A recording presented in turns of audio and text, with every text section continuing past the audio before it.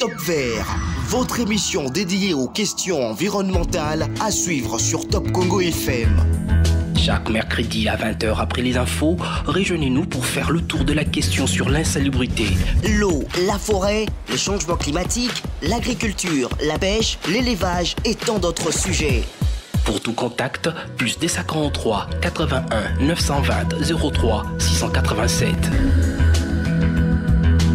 Top Vert, votre émission présentée par Gino Rema et Myriam Iraghi. Elle couvre environ 119 000 km² du territoire national de la RDC et représente un atout important pour la biodiversité. Le 2 février de chaque année, le monde leur accorde une attention particulière. Il s'agit des zones humides. Madame, Messieurs, bonjour et bienvenue à tous dans ce nouveau numéro du magazine Top Vert sur Top Congo FM. Vous l'avez compris, zone humide et environnement, c'est le thème que nous allons développer aujourd'hui dans ce nouveau numéro du magazine Top Vert. Alors, pour en parler, nous avons le plaisir de recevoir pour la énième fois Monsieur Bertin Mbouya Kilabi, qui est environnementaliste. Bonjour Bertin. Bonjour Madame. Le plaisir est pour nous de vous recevoir encore ici à Top Congo. C'est toujours pour moi un grand honneur de revenir dans la maison. Merci beaucoup. Je le disais tantôt, nous parlons des zones humides. À peu près 119 000 km² du territoire national ou de la superficie de notre pays est couverte par ces zones. Mais avant de développer, nous devons connaître d'abord, c'est quoi les zones humides? Merci. Déjà, d'emblée, littéralement parlant, quand on parle d'une zone humide, on voit une zone où il y a la prédominance de l'humidité. Cette humidité qui renvoie à l'eau. Donc, ce sont des zones où il y a beaucoup d'eau. Et certains hôtels l'ont défini comme étant des zones où il y a de l'eau en permanence pendant une longue période, pendant l'année, au fait. Ça peut être pendant 6 mois, 7 mois, mais on trouve de l'eau dans ces endroits-là. Ça peut être à côté des rivières, à côté des lacs, à côté des océans, de mer. Et puis, ça peut être des zones où la nappe phréatique, elle est proche, où donc il y a la résurgence des eaux qui sont en dessous de la terre, qui arrivent à la surface et qui rendent humides. Ce sont des milieux qui sont caractérisés par des plantes qui aiment beaucoup plus d'eau. On les appelle des plantes hygrophiles, qui aiment beaucoup plus d'eau. Il y a aussi des milieux qui ont beaucoup de formes de vie. On parle des oiseaux, on parle des poissons, on parle des amphibiens, des batraciens, même des reptiles en grande quantité. Ce sont des milieux spécifiques qui regorgent beaucoup de formes de vie. Et d'ailleurs, dans la définition de Ramsar, parce que les zones humides ont aussi une convention qui a été signée en 1971, c'est en Iran. La convention de Ramsar sur les zones humides, et qui est entrée en vigueur juste 4 ans après. Dans cette définition, on parle aussi des zones où la profondeur ne dépasse pas 6 mètres. Ce sont des zones qui peuvent être de marais, à côté des océans, et il y a de la végétation qui est là, ça peut être de l'herbe ou même des arbres. Ça peut être aussi des forêts, mais qui sont dominées par de l'eau en dessous. Il y a des arbres qui se développent dans des milieux comme ça, où en dessous il y a de l'eau, mais les arbres survivent. C'est dans ces conditions d'ailleurs que se forment des tourbières. Les tourbières sont aussi des formes des zones humides. Nous avons aussi les mangroves, par exemple, ici chez nous à Mwanda. Ce sont des zones humides. Nous avons des marais à côté des océans. Ce sont des zones humides qu'on peut trouver partout dans le monde. Est-ce que les zones marécageuses peuvent être aussi considérées comme des zones humides? Bien sûr que oui, les marécages sont aussi des zones humides. Il y a aussi certains lacs qui n'ont pas une grande profondeur. Ils sont assimilés aux zones humides. Et ce sont ces milieux-là qu'on appelle zones humides. Ça, ce sont des exemples que je viens de donner, ce sont des zones humides qui ont une importance internationale. Mais à côté de nos rivières, nous avons des zones qui représentent ces caractéristiques, ce sont des zones humides. Et il y en a aussi qui sont créées artificiellement. Par exemple, les gens qui font des étangs pour la pisciculture sont des zones humides. Et donc, ce sont des zones humides artificielles. Voilà un peu ce que nous pouvons comprendre. Et même, par exemple, dans nos quartiers, on connaît des communes où ce sont des endroits, des quartiers qui sont vraiment marécageux. On sait Ndanou, par exemple, quand il pleut et tout ça, et même quand il n'y a pas la pluie, l'eau a du mal à s'infiltrer dans la terre et tout ça. Ça aussi, ce sont des zones qu'on peut Bien considérer sûr que comme oui. humides. Vous comprendrez que dans ces communes, avant les lotissements, il y avait de la végétation dominée par des plantes hygrophiles. Vous voyez, Kinshasa, c'est par exemple Les du plantes côté de hydrophiles, donc les plantes qui aiment de beaucoup l'eau, oui. Quand par exemple au Barumbu, dans la commune de Barumbu, si vous allez voir que la nappe phréatique n'est pas profonde. Si tu creuses à 3 mètres déjà, ou même à 2 mètres, tu as déjà de l'eau. Donc ce sont des zones humides, mais qui ont été occupées. Et bien sûr, il y a des conséquences. Et justement, puisqu'on parle des zones humides, c'est quoi leur rôle? Pourquoi est-ce qu'elles sont importantes d'abord et quel rôle elles jouent? Les zones humides sont très, très, très importantes. Déjà, dans la définition que je viens de donner, j'ai frôlé un tout petit peu certaines importances. Les zones humides, ces rôles peuvent être exprimés en fonctions. Elles ont des fonctions de régulation d'abord. Régulation, ça veut dire les zones humides reçoivent de l'eau, mais jouent un rôle très important pour le maintien de l'équilibre des rivières. Vous voyez, pendant la saison pluvieuse, par exemple, lorsqu'il pleut en abondance, il y a des inondations. Mais ce sont des crues, au fait. L'eau déborde et elle va au-delà du lit normal de la rivière. Et cette eau a été absorbée par les zones humides. Dans ces conditions, elle joue le rôle d'éponge. Ça veut dire lorsqu'il y a de l'eau en abondance, elle aspire cette eau et la garde. Et lorsqu'il ne va pas pleuvoir ou pendant ce qu'on appelle l'étiage, pendant la saison sèche par exemple, les lits des rivières ont tendance à baisser. Oui. Et pendant ce moment-là, les zones humides commencent à libérer progressivement les eaux qu'elles ont eu à emmagasiner pendant des périodes de crue. Et cette activité est très importante parce que ça permet à ce que le lit de la rivière, le débit de la rivière soit régulier. Ça veut dire que là où on a détruit les zones humides, on peut perturber le cycle d'une rivière parce que ces zones humides jouent les rôles comme des réserves d'eau pour essayer de faire vivre la rivière pendant des périodes défavorables. Ça, c'est un. Deuxièmement, les zones humides jouent aussi les rôles de régulation du cycle de l'eau. Vous voyez, toutes ces eaux qui ont été gardées dans la zone humide, pendant qu'il fait chaud, il y a aussi l'évaporation qui a lieu. Donc, à partir des zones humides, nous avons la libération vers l'air des quantités d'eau à l'état gazeux. Cette eau qui va se condenser et revenir sous forme de pluie. Et donc, les zones humides contribuent au cycle de l'eau aussi. En dehors de cela, il y a la fonction écologique. C'est un habitat, je viens de le dire dans mon introduction, que les zones humides... riches en biodiversité. Riches en biodiversité. Vous allez trouver les poissons de diverses sortes là-bas. J'ai cité les amphibiens, les batraciens, les grenouilles. Nous avons des libellules, beaucoup d'insectes qui sont là-dedans. Nous avons aussi des reptiles. Nous avons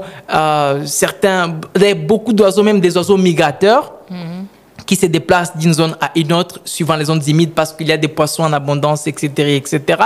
Il y a par exemple chez nous en Mwanda, où il y a la multiplication des lamantins et des tortilles marines, qui sont très loin dans l'Atlantique et qui viennent nicher en Mwanda, dans le mangrove. Elles viennent pondre là-bas. Pondre là-bas, justement. C'est comme si les zones humides étaient une nurserie, une maternité de ces poissons, de ces reptiles, de ces tortilles qui viennent de très loin. Donc, s'il n'y en a pas, ces espèces sont très menacées. Ils vivent dans l'océan, mais pour pondre, ils viennent dans les zones humides. Donc, c'est un habitat très important. Mais les zones humides jouent aussi un rôle ou ont des importances socio-économiques. Parce qu'on exploite de la pisciculture là-bas, on fait des cultures maraîchères dans les zones humides, même autour de Kinshasa. Vous verrez que beaucoup de champs, on le fait là-bas. Et même les statistiques montrent que plus de 25% d'aliments que nous consommons proviennent des zones humides. Et donc, ce sont des milieux très importants. Au-delà, les zones humides participent aussi à la filtration de l'eau et même à la dépollution. De quelle manière? Des études scientifiques ont démontré que l'eau qui rentre dans les zones humides est polluée que celle qui sort des zones humides. Ça filtre une catégorie, pas tous les polluants une catégorie. Par exemple, la matière organique. Mais les zones humides, les zones humides, vous parlez des mangroves. On sait que dans ces zones-là, il y a de la boue. Ouais. c'est un peu le mélange de la boue et tout ça, mais comment ça peut filtrer encore? Justement, quand les polluants... C'est pas paradoxal? Non, c'est pas paradoxal. Quand les polluants rentrent dans les zones humides, je parle des polluants généralement biodégradables, il y a des bactéries qui sont là. De bactéries et des formes de vie de manière stratifiée. Il y a des mollusques qui sont là, qui décomposent certains macromolécules qui sont considérées comme des déchets. Et il y a des bactéries qui, par la minéralisation, peuvent dégrader des polluants en des matières, en des éléments plus simples. Et donc, ainsi, il a été prouvé scientifiquement que l'eau qui rentre dans la zone humide est plus polluée que celle qui sort parce qu'elle a subi un processus de décomposition de toute la charge polluante qu'il y avait là-dedans. Et donc, quand on protège les zones humides, on promet aussi la dépollution de l'eau. D'ailleurs, il y en a qui utilisent certaines zones humides comme des systèmes de traitement des eaux lorsque les conditions sont contrôlées. Certains effluents urbains qui n'ont pas des polluants très toxiques peuvent passer par là pour subir une filtration naturelle avant d'être libérés dans d'autres écosystèmes. Donc, les zones humides jouent ce rôle-là. Mais au-delà, parce que nous sommes dans l'ère des changements climatiques, il faut le mentionner, les zones humides jouent un très grand rôle dans la lutte contre le changement climatique.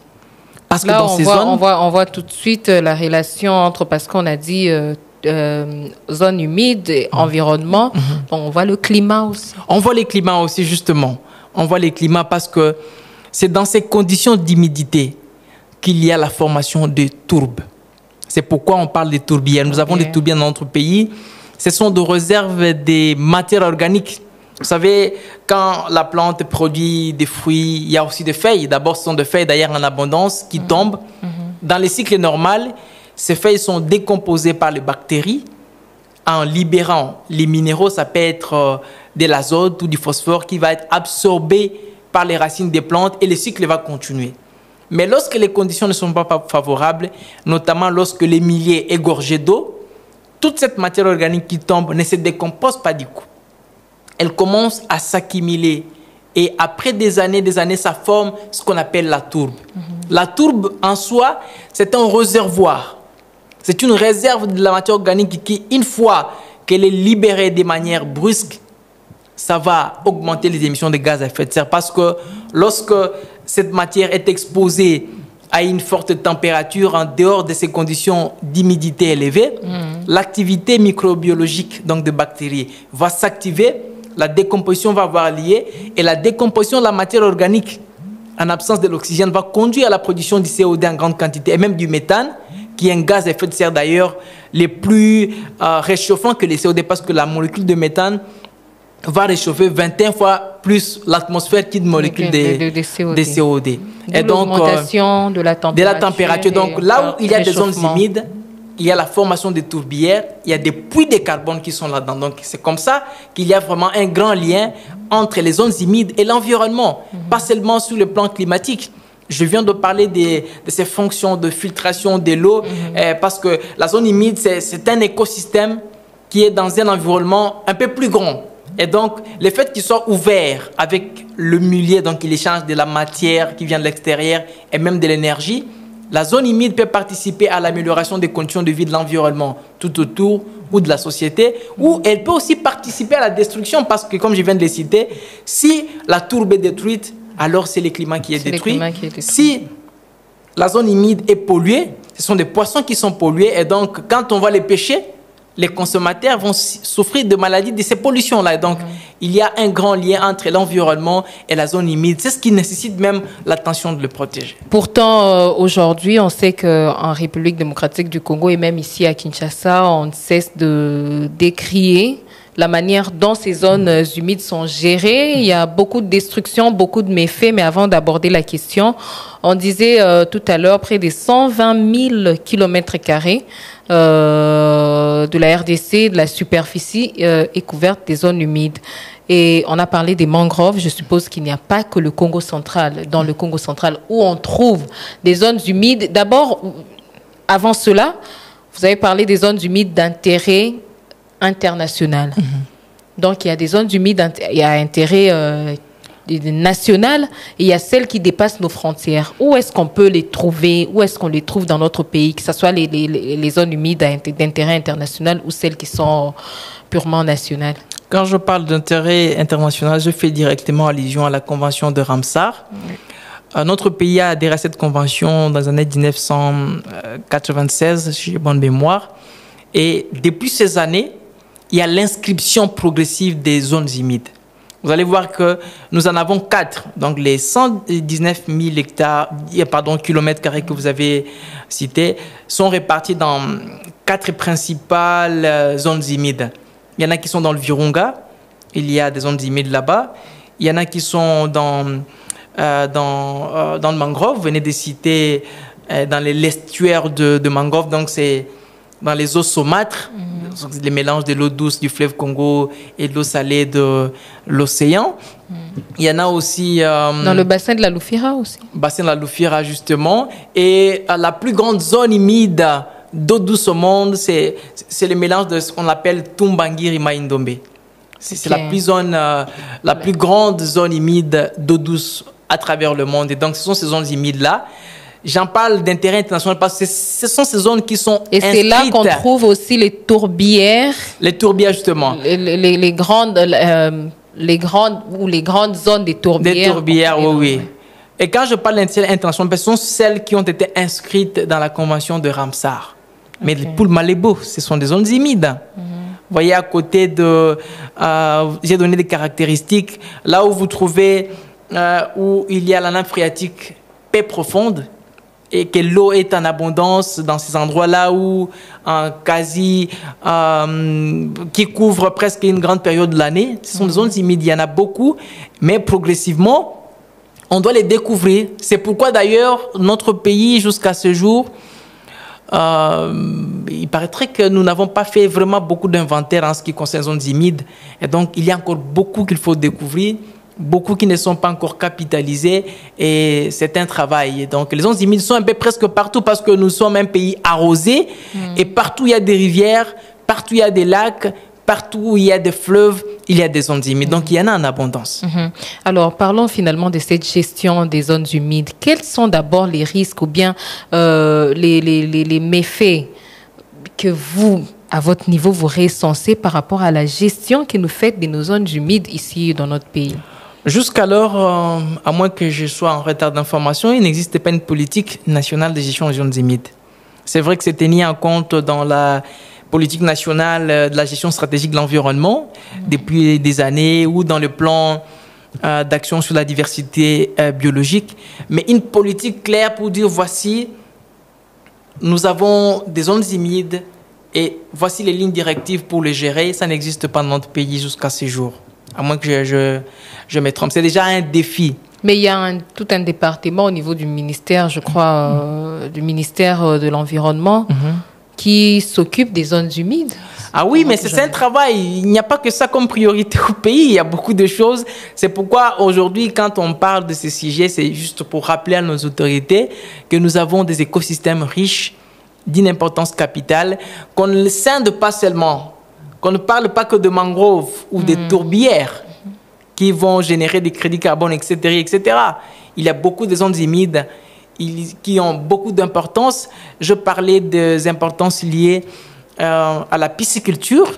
Ailleurs, la pisciculture est très développée. Et nous avons ces potentiels-là. Au lieu de continuer à importer les poissons surgelés, nous pouvons capitaliser nos zones humides. Nous en avons besoin par rapport à la suffisance alimentaire. On parle des milliards qui vont à l'extérieur parce que nous importons de la nourriture alors que nous pouvons exploiter nos zones humides. Mais actuellement, prenons par exemple le cas de la ville de Kinshasa. On sait que d'ailleurs, plusieurs fois, on a connu des cas d'inondation. On a parlé du problème de l'urbanisation qui est un réel souci dans notre ville. Est-ce que tout cela ne contribue pas non plus à détruire ces habitats naturels qui nous aident, qui régulent le climat? Vous parlez d'inondation, ça joue le rôle d'éponge. Vous avez dit que ça retient l'eau. Mais quand nous construisons en désordre, puisque nous avons des cas ici dans la ville de Kinshasa, est-ce que ça aussi, ça ne contribue pas à détruire ces habitats? Bien sûr que oui, ça ça détruit vraiment ces habitats. D'ailleurs, c'est là où je pourrais peut-être m'apaisantir un tout petit peu. Il y a ces côtés un peu négligents. J'ai, après analyse, taxé la gestion des zones humides en RDC comme une gestion passive. Dans un sens où vous avez des villages, nous avons des communautés dans lesquelles on trouve des zones humides. On sait que c'est notre terre, tout ça. Les chefs coutumiers, tous ceux qui sont là, protègent à leur façon. Et donc, comme si les zones humides se prenaient en charge dans notre pays. Il n'y a pas vraiment des actions très bien ciblées pour protéger ou même pour promouvoir. C'est maintenant qu'on parle de tourbières, tout ça, les gens sont sursautent. Mais une politique claire de comment on doit gérer toutes ces zones, elle n'a pas vraiment existé, ou même une attention particulière. Regardez comment, vous l'avez vous-même mentionné, comment les gens construisent. Ils construisent dans les zones humides. Ce n'est pas forcément un problème d'espace. Moi, je comprends que c'est un problème de considération de la thématique. Non pas seulement du côté des autorités liées au ministère de l'Environnement, mais aussi des gens des cadastres. Comment on arrive à donner les autorisations de construire dans les endroits comme ça? Je viens d'évoquer la fonction de régulation de l'eau. Les zones humides, je ne l'ai pas mentionné, luttent par cette fonction-là contre les inondations, contre le cru. Parce que lorsqu'il y a les surplus d'eau, ces zones les absorbent, parce que c'est constitué en grande quantité d'argile, tout ça, les absorbe, et pendant la période favorable, elles restituent cette eau. Ça crée un équilibre entre l'eau qui rentre et le ruissellement normal de la rivière. Mais lorsque nous construisons sous les zones humides, lorsque nous construisons sur des zones où la nappe phréatique est proche, lorsque nous les compactons, nous diminuons leur capacité à absorber de l'eau et donc les surplus. Et par conséquent, nous nous exposons à des inondations. Des cités ont été construites dans les lits du fleuve Congo. Des maisons ont été construites et avec des autorisations de l'État congolais. C'est vrai, scientifiquement, on dira on peut construire partout. Mais cette construction doit être adaptée aux conditions de vie des communautés là où on construit. Dans un pays où la population a du mal à s'adapter ou à faire face aux inondations, au lieu d'autoriser des gens à construire des zones à risque, tant mieux les interdire et les affecter ailleurs. Parce que si au moins on a des inondations de 30 minutes qui résistent à tout le monde, il ne faut pas les accentuer pour que ça devienne de 1 heure. Parce que déjà 30 minutes d'inondation, on n'arrive pas à gérer ça. Donc le fait que les gens construisent dans les lits des rivières est très dangereux. Ça montre, l'inattention particulière en cette thématique, la déconsidération vraiment notoire vis-à-vis de ceux qui devraient penser sur les importances de ces zones. C'est à Kinshasa qu'on trouve même certaines petites rivières qui traversent la ville bétonnées. Vous avez déjà vu ça quelque part? Donc on a bétonné les lits de la rivière pour qu'il n'y ait pas une communication entre l'eau qui ruisselle en surface et l'eau qui entoure. Vous avez vu ça? Parce qu'il y a quelqu'un qui construit à cet endroit. Qui veut construire, mais il y a des projets comme ça. On bétonne les lits de la rivière. Et du coup, on bloque. Il n'y a pas de contact entre les bords de la rivière et l'environnement tout autour. Pourtant, ces contacts font à ce que même quand il y a des crues, l'eau peut être absorbée, infiltrée et être libérée progressivement. On crée des conditions difficiles à gérer et c'est comme ça que ces zones sont négligées. On a parlé de la fonction d'épuration. Avez-vous déjà entendu parler de la Niétérie ici? La Niétérie, c'est une zone qui est à Kingabo, là-bas, je sais pas, à Limete, où on vient déverser toutes les eaux vannes venant des fosses septiques. On les déverse directement là-bas et ça va où? Dans le fleuve. Ça passe par une zone humide. Une grande pollution bactériologique, microbiologique. Ce qui m'a choqué, en 2022, j'étais là avec les Global Youth Policy Network, les Gibin, la section de la RDC. On était partis, malheureusement, sensibiliser pour la protection des zones humides. Madame, de la Niétérie à où nous étions, c'était à quelques 100 mètres. Donc, toutes ces eaux-là, noirâtres, ça créait une boue dans l'eau. Je pensais que vraiment, avec toutes ces odeurs, les gens ne peuvent pas habiter à côté, même à 50 mètres. On est arrivé, il y a, on appelle à Libongo, je ne sais pas quel Libongo là-bas. On a trouvé des gens, des personnes dedans. J'ai bien, dans la saleté. Ils sont dedans, dans la saleté. Ils sont en train de pousser du bois qui vient du fleuve en passant par là.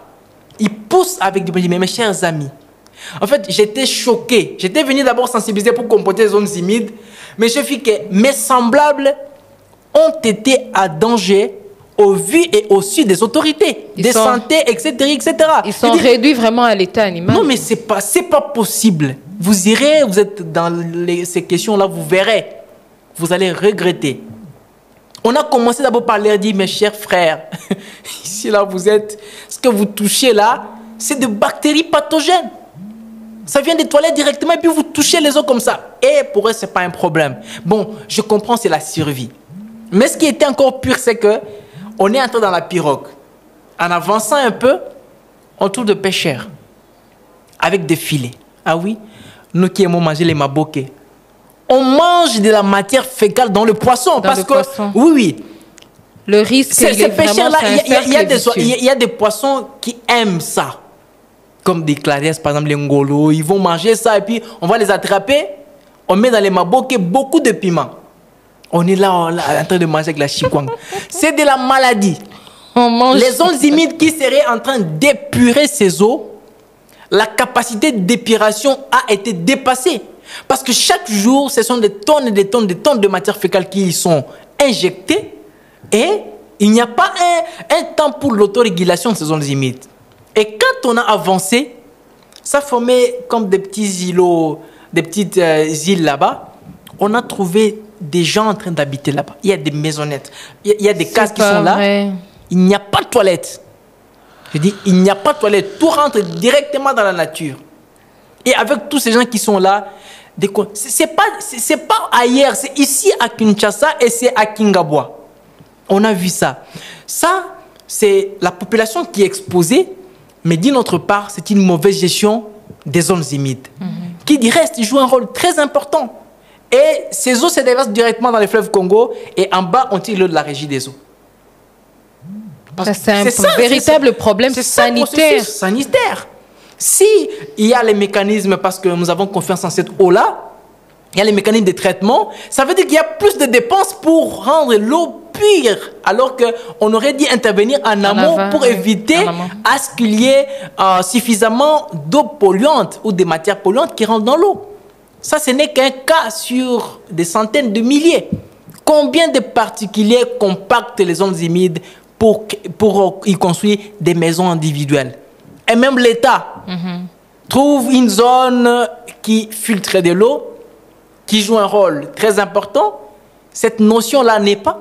On vient, on compacte tout ça et puis on fait des bâtiments, tout. C'est bien beau. Mais je crois que dans des conditions comme les nôtres, nous devons faire la part des choses. Développer des infrastructures, mais protéger les zones humides, surtout pour ce qui concerne les inondations. Et ces zones humides sont aussi affectées indirectement par les phénomènes d'érosion. Exactement. Il y a un parallélisme clair. Dans ces zones, on trouve les argiles. Les argiles qui ont les propriétés d'absorber l'eau parce que la granulométrie elle est faible. C'est comme ça qu'on est dans cette catégorie-là. Mais lorsqu'il y a les érosions en amont, ça ramène du sable. Le sable qui vient boucher toutes ces zones humides. Vous verrez que dans un endroit, toute cette végétation de plantes hygrophiques que je viens de citer ont disparu. La biodiversité qu'il y avait a disparu. Ainsi, la zone humide n'a pas ses propriétés de jouer les mêmes rôles de lutte contre les inondations. Et donc, il y a ces sérieux problèmes. Je crois que si nous en parlons, c'est pour que les autorités compétentes penchent un regard particulier sur ça. On a touché l'aspect de l'environnement, oui, mais il y a aussi l'aspect de la santé qui est là.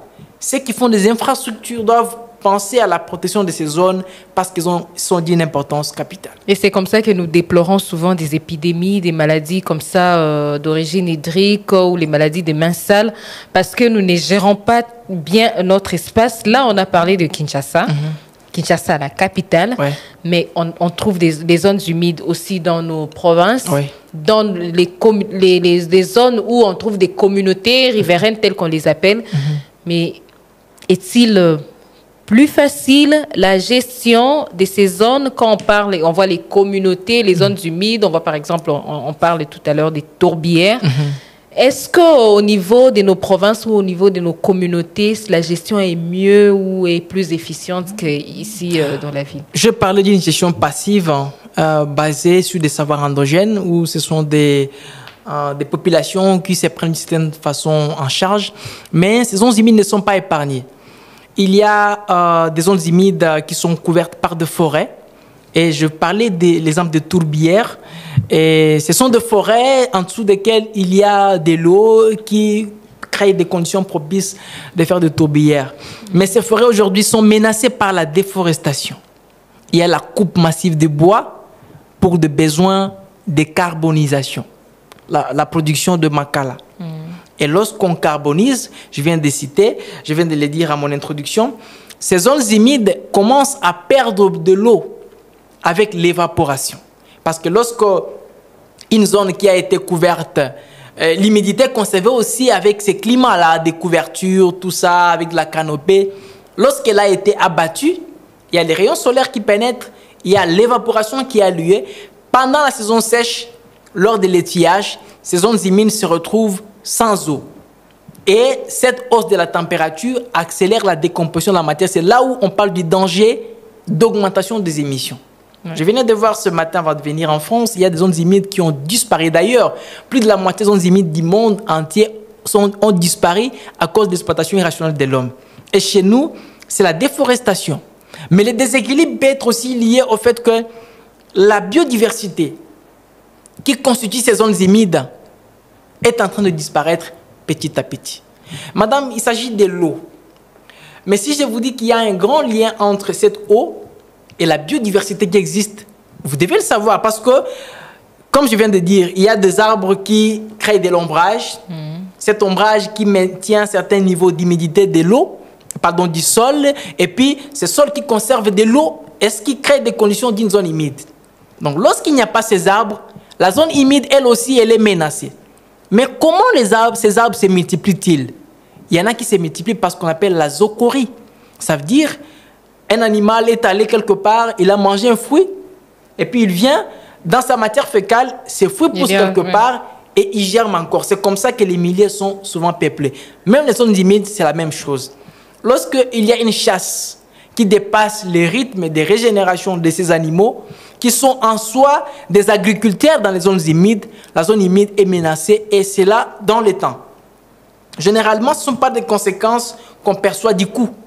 Mais à long terme, vous comprendrez qu'avec la disparition, justement... L'action de l'homme qui était excessive sur telle ou telle autre espèce a conduit à telle situation. À la disparition, justement, à la disparition de certaines plantes qui étaient en train de consolider les conditions des zones humides et qui disparaissent après un temps. Et dans le village, c'est ce qui a été remarqué. Il y a beaucoup de pêche, il y a beaucoup de chasse, il y a la déforestation qui est liée, que lorsqu'elle n'est pas réglementée, elle peut atteindre des zones sensibles. Et dans les mangroves, d'ailleurs, vous aurez entendu de la déforestation qui a lieu dans les mangroves. Les gens disent, les bois des mangroves est salé. Il y en a mon moua. Et c'est bien quand on braise les aliments avec ça. Et tout le monde se précipite pour aller couper les bois qui sont dans les mangroves. Et ça encourage même, ou ça accélère même l'avancée de l'océan sur... De l'océan, l'érosion côtière, justement. L'érosion côtière. Oui, ça c'est aussi une des importances qu'on n'a peut-être pas mentionné dans cette émission.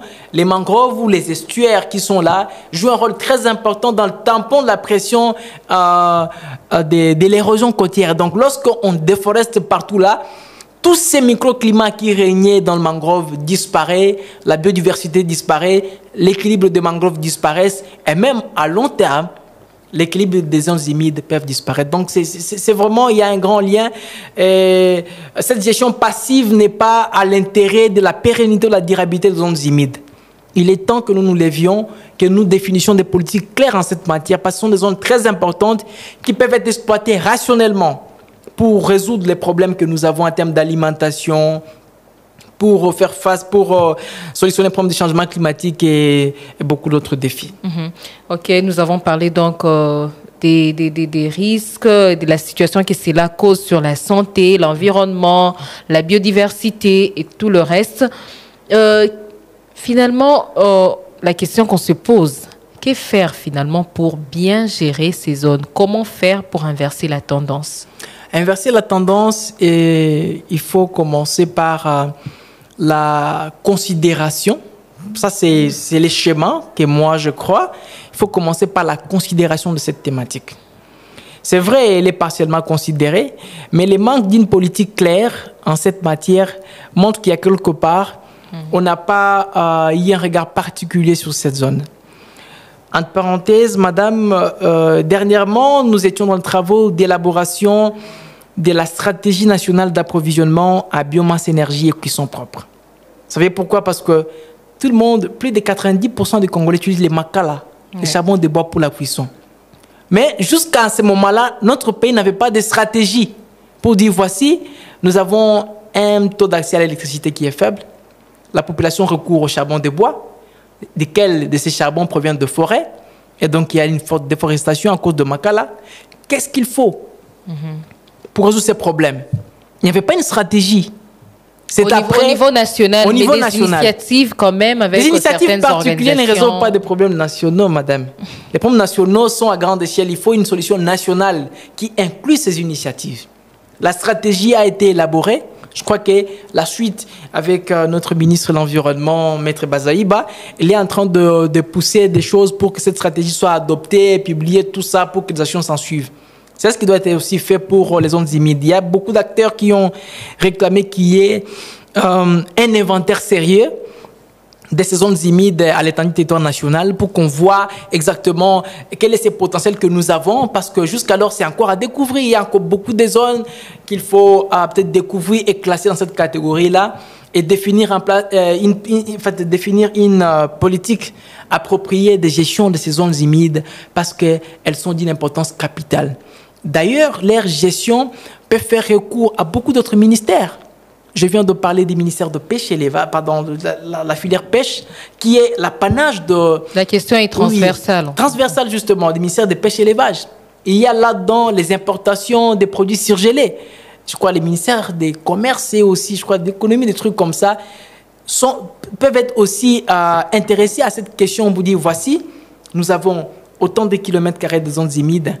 Comment nous pouvons les valoriser? Comment nous pouvons développer de l'entrepreneuriat dans la pisciculture pour développer cette industrie de poissons afin de répondre aux problèmes d'insécurité alimentaire? Là, c'est justement l'aspect économique aussi qu'on n'a pas beaucoup développé parce qu'on a dit que les zones humides, c'est aussi un aspect économique qui peut rapporter au pays et cet aspect-là n'est pas... très mis en valeur. Ah oui, pas très mis en valeur parce que nous nous contentons beaucoup de consommer des poissons surgelés avec des conditions de conservation que nous connaissons tous, alors que nous avons la possibilité et nous avons la technicité de produire des tonnes et des tonnes de poissons ici dans notre pays. Moi-même qui vous parle, je suis en dehors d'être ce que je fais, je suis entrepreneur en pisciculture aussi. Et il y a cette technique, il y a des gens qui multiplient les poissons comme les ngolo, par exemple, les tilapias, ils ont des écloseries et que si l'État a réglementé ces choses-là et que nous avons des zones humides qui ont été affectées à ces entrepreneurs de manière à exploiter pendant des moments pour justement produire du poisson qui va être consommé par des Congolais. Et ça serait un atout très important pour ces côtés-là. Il y a aussi l'aspect agriculture qui n'est pas... que nous n'avons pas beaucoup touché, mais qui, au fait, qui est le socle de notre source en légumes ici, par exemple à Kinshasa et en RDC en général. Il y a de mamans maraîchères, il y a de maraîchers, en fait, qui travaillent dans les zones humides. Oui. Ils travaillent là-bas. On sait que vers Limité... Justement, il y en a, ils travaillent, c'est là où ils produisent des légumes, tout ça. Mais lorsque ces zones ne sont pas bien gérées, est-ce que nous pensons vraiment que ces exploitations, ces productions de légumes vont être durables? Non. Ce sont des gens encadrés dans un cadre. Et ce cadre-là, c'est la politique nationale sur ces zones humides qui est nécessaire pour que ces exploitations soient durables sur les aspects économiques, environnementaux et sociaux, même sanitaires. L'émission est en train déjà de toucher à sa fin. Je rappelle que nous recevons Bertin Mbouya, qui est environnementaliste. Avec lui, nous avons abordé la question liée aux zones humides et à l'environnement. On a développé les sujets, on comprend que les zones humides sont importantes pour diverses raisons dont nous avons parlé ici. Alors, nous arrivons à la fin. Mais j'ai envie de me demander ou de me dire, souvent dans notre pays, on est attentiste ou parce qu'il y a des urgences où on a des choses qui sont plus urgentes que ce dont nous parlons ici. Mais si nous continuons dans le même rythme, si nous continuons à négliger ces zones humides-là, qu'est-ce que nous encourons demain?